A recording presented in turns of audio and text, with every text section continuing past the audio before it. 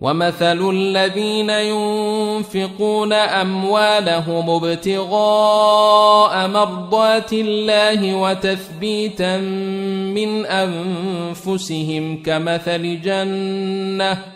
كمثل جنة بربوة أصابها وابل فآتت أكلها ضعفين فإن لم يصبها وابل فطل والله بما تعملون بصير.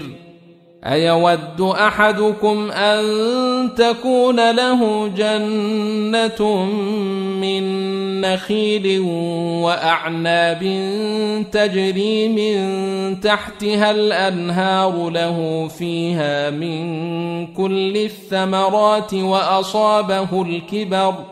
وأصابه الكبر وله ذرية ضعفاء فأصابها إعصار فيه نار فاحترقت كذلك يبين الله لكم الآيات لعلكم تتفكرون.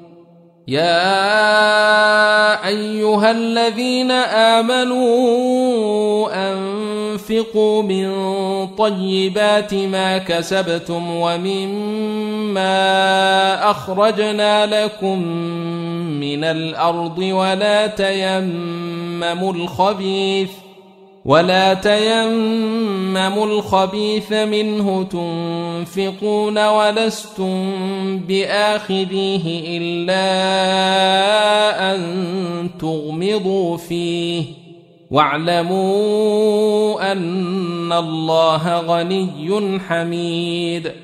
الشيطان يعدكم الفقر ويأمركم بالفحشاء والله يعدكم مغفرة منه وفضلا والله واسع عليم.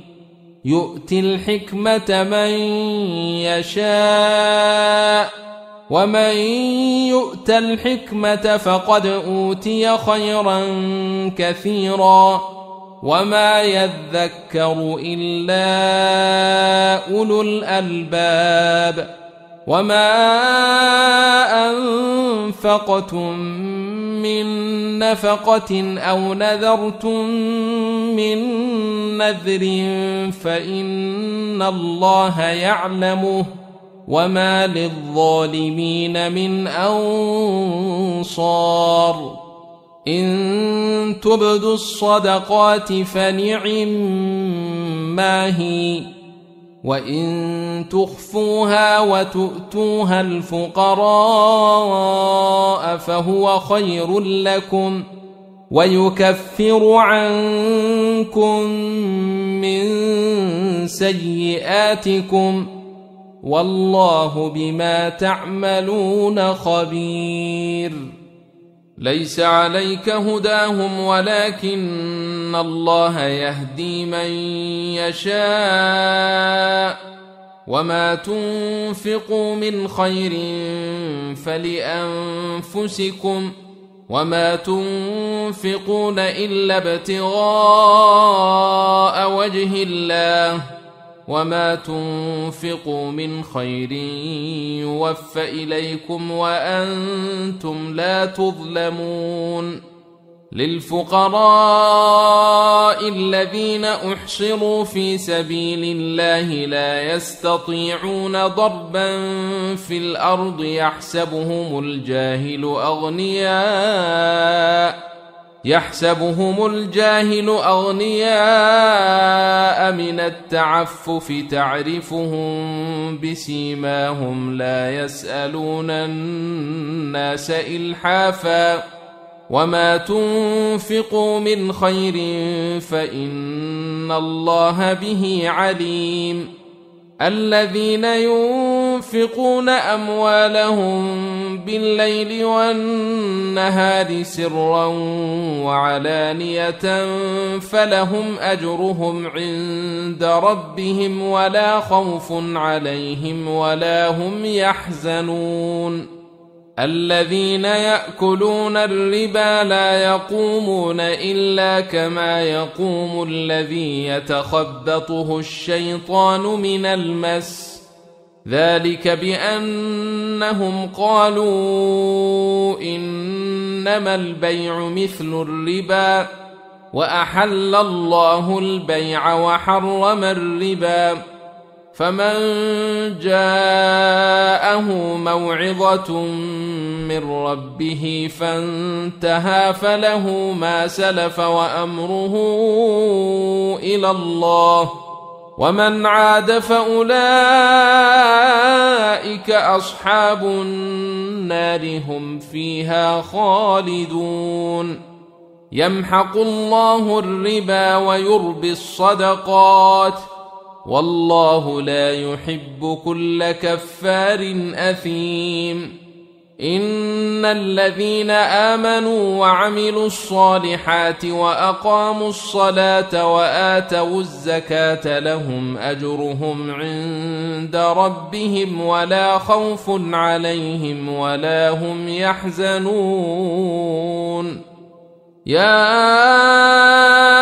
أيها الذين آمنوا اتقوا الله وذروا ما بقي من الربا إن كنتم مؤمنين، فإن لم تفعلوا فأذنوا بحرب من الله ورسوله، وإن تبتم فلكم رؤوس أموالكم لا تظلمون ولا تظلمون.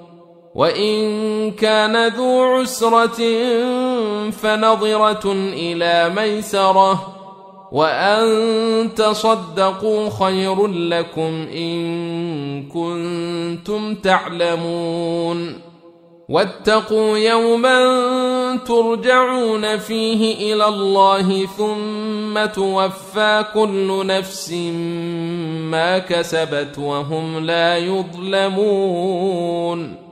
يا أيها الذين آمنوا إذا تداينتم بدين إلى أجل مسمى فاكتبوه، وليكتب بينكم كاتب بالعدل، ولا يأب كاتب أن يكتب كما علمه الله، فليكتب وليملل الذي عليه الحق وليتق الله ربه ولا يبخس منه شيئا، فإن كان الذي عليه الحق سفيها أو ضعيفا أو لا يستطيع أن يمل هو فليملل وليه بالعدل، واستشهدوا شهيدين من رجالكم، فإن لم يكونا رجلين فرجل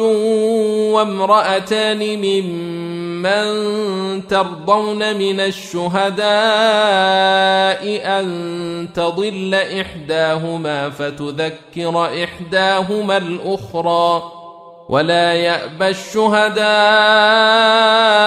إذا ما دعوا، ولا تسأموا أن تكتبوه صغيرا أو كبيرا إلى أجله، ذلكم أقسط عند الله وأقوم للشهادة وأدنى ألا ترتابوا، إلا أن تكون تجارة حاضرة تديرونها بينكم فليس عليكم جناح ألا تكتبوها، وأشهدوا إذا تبايعتم، ولا يضار كاتب ولا شهيد، وإن تفعلوا فإنه فسوق بكم، واتقوا الله ويعلمكم الله، والله بكل شيء عليم.